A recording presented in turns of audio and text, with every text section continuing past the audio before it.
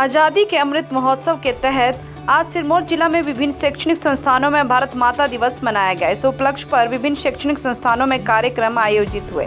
जिला शिक्षा एवं प्रशिक्षण संस्थान नाहन में भी इस अवसर पर कार्यक्रम का आयोजन किया गया।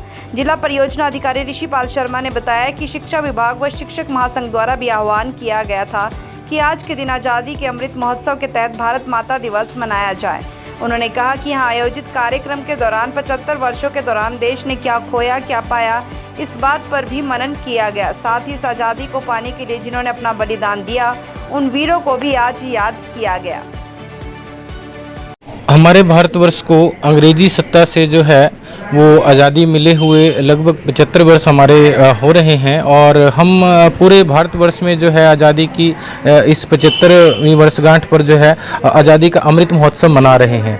इसी कार्यक्रम में हमारे शिक्षक महासंघ की ओर से आह्वान भी किया गया था कि इस प्रकार के कार्यक्रम सभी विद्यालयों में होने चाहिए। अभी जैसे हमारा एक कार्यक्रम हो रहा है कि हर घर तिरंगा जो है भारत सरकार की तरफ से आह्वान किया गया है, तो हम सभी ने मिलकर के ये इस प्रकार से प्रण लिया था कि शिक्षक महासंघ की तरफ से जो आह्वान किया गया है उसमें राज्य सरकार के निर्देश भी थे कि 1 अगस्त को सभी विद्यालयों में सभी शिक्षण संस्थानों में भारत माता दिवस मनाया जाएगा, जिसमें इस आज़ादी की 75वीं वर्षगांठ पर जो 75 वर्षों में हमने क्या खोया क्या पाया और इस प्रकार से एक रिव्यू भी है, एक मनन भी है और इस आज़ादी को पाने के लिए जिन मतलब वीरों ने अपना बलिदान दिया है उन सबको याद करना और किस प्रकार से हमने अपने भारत को अब संगठित भारत की तरफ बढ़ना है। क्योंकि इस आज़ादी के दौर में पिछले 350-400 सालों में यदि हम देखें तो एक अखंड भारत था हमारे पास। उस अखंड भारत के बहुत सारे टुकड़े हो गए थे और शायद 1947 में जब भारत आज़ाद हुआ था अंग्रेजी सत्ता से, तब भारत का अंग्रेज़ों के द्वारा ही किया गया ये एक 7वां टुकड़ा था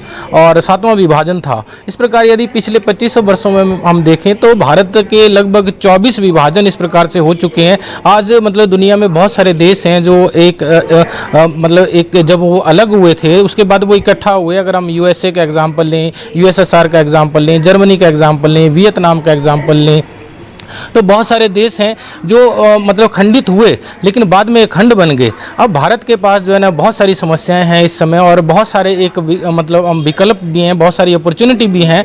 तो संपूर्ण भारत को एक करना और एक करके जो है एक रूप में हमें आगे बढ़ना और आज़ादी के इस अमृत महोत्सव में हमने एक नए विचारों से अपनी जो एक दिशा है वो तय करना, ये इस कार्यक्रम का उद्देश्य है और सभी विद्यार्थियों में, सभी शिक्षण संस्थानों में एक राष्ट्रीयता का भाव भरना इसका उद्देश्य है। तो मैं आज़ादी के इस अमृत महोत्सव पर और भारत माता दिवस पर जो है सभी को शुभकामनाएं देता हूं और हमारे जो कोऑर्डिनेटर हैं आज के ओंकार जी, इनके विशेष सहयोग से ये कार्यक्रम संभव हो पाया है, इनको बधाई भी देता हूं।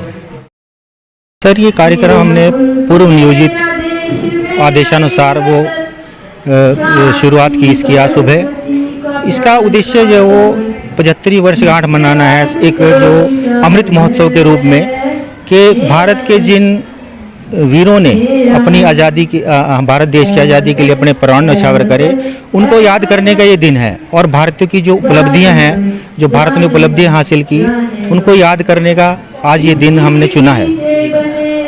तो मेरा ये विश्वास है कि भारत उन वीरों को याद करके उनकी जो प्रेरणा है उससे पाकर जो वो आगे तरक्की करेगा।